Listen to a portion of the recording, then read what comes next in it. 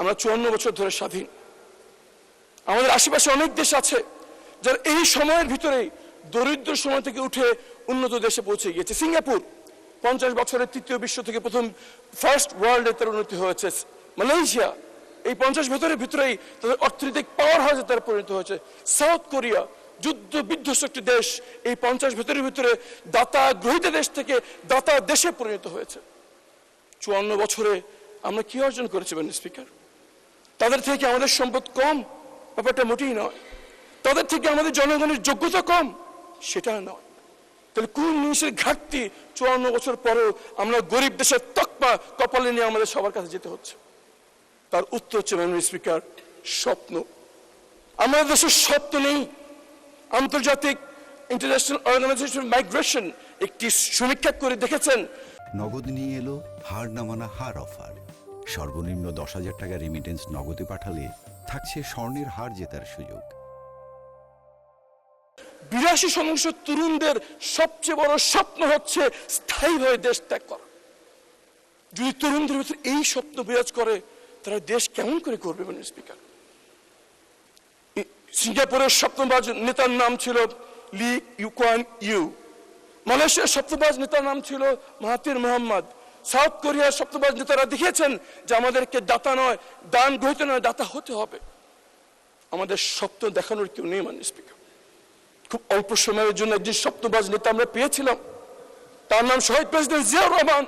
তিনি সারা বাংলাদেশের জাতিকে স্বপ্ন দেখিয়েছিলেন যে আমরা আয়তনে ছোট হতে পারি, অর্থনৈতিকভাবে দুর্বল হতে পারি, কিন্তু আমাদের স্বপ্ন একদিন বিশ্ব ব্রহ্মাণ্ডে আমাদেরকে মাথা উঁচু করে দাঁড়াবে। কিন্তু তাকে আল্লাহ বেশি দিন সময় দেয়নি। আজকে আমাদের আবার দরকার স্বপ্নবাজ নেতৃত্ব, যারা আমাদের এই তরুণদেরকে আবার স্বপ্ন দেখাবে।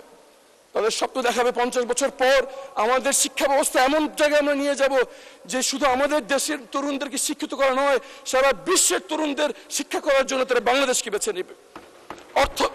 আমাদের স্বাস্থ্য ব্যবস্থাকে এই স্বপ্ন দেখাতে হবে যে 50 বছর পর আমাদের শুধু দেশের মানুষকে আন্তর্জাতিক মানের চিকিৎসা নয়, সারা আঞ্চলিক লোকদের মেডিকেল ট্যুরিজমের প্রাইম ডেস্টিনেশন হবে বাংলাদেশ।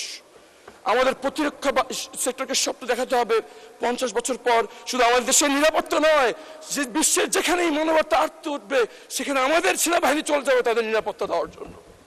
এই স্বপ্নের অভাবে বাজেট। যদি আমরা স্বপ্ন দেখাতে চাই, তাহলে আমাদের নেতৃবৃন্দকে শুধু কথার ফুল জুড়ে নয়, কাজে প্রমাণ করতে হবে তারা সবার আগে দেশকে প্রায়োরিটি দিচ্ছেন। এই স্বপ্ন দেখানোর জন্য, এই স্বপ্নবাদ নেতৃত্বের জন্য আমাদের সবার প্রয়োজন সকল কিছুর উপরে দেশকে বেছে নেওয়া। যেখানে আমার বিদেশের চিকিৎসা না করে আমি দেশের চিকিৎসা করাবো, যাই হোক সেই পরিণতি। আমার দেশের বাইরে অর্থ সম্পদ করার সুযোগ থাকলেও আমি দেশকে বেছে নেব আমার বিনিয়োগের জন্য।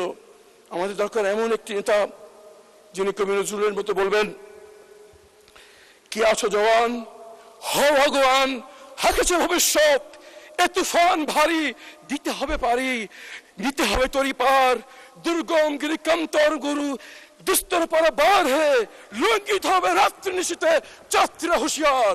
আমাদের তরুণদের হুঁশিয়ার করে স্বপ্ন দেখার নেতৃত্বের অপেক্ষা আমাদের তরুণরা আছে। মাননীয় স্পিকার, যদি স্বপ্ন আমরা দেখাতে পারি, তারা পাহাড় অতিক্রম করবে, সমুদ্র পাড়ি দেবে, নির্দেশ দেওয়ার প্রয়োজন হবে না। তার প্রমাণ দেখতে চান? প্রমাণ দেখার জন্য সীমান্তর দিকে তাকান। আমাদের দেশপ্রেমিক জওয়ানদের পাশে আমাদের নিরস্ত্র জনতা জীবন বাজি রেখে সীমান্ত পাহারা দিচ্ছে, কেউ তাদের নির্দেশ দেয়নি, কেউ তাদের কোনো বেতন ভাতা দেয়নি। যদি আমরা তাদের অনুপ্রাণিত করতে পারি, তাদের মধ্যে এমন প্রাণ সঞ্চয়ন হবে যে এই দেশ এই 54 বছর পর আরো 54 বছর পার হয়ে যাবে, কিন্তু ভাগ্য বদলাবে না। তার জন্য আমাদের জাতীয় স্বপ্ন দেখাতে হবে মাননীয় স্পিকার।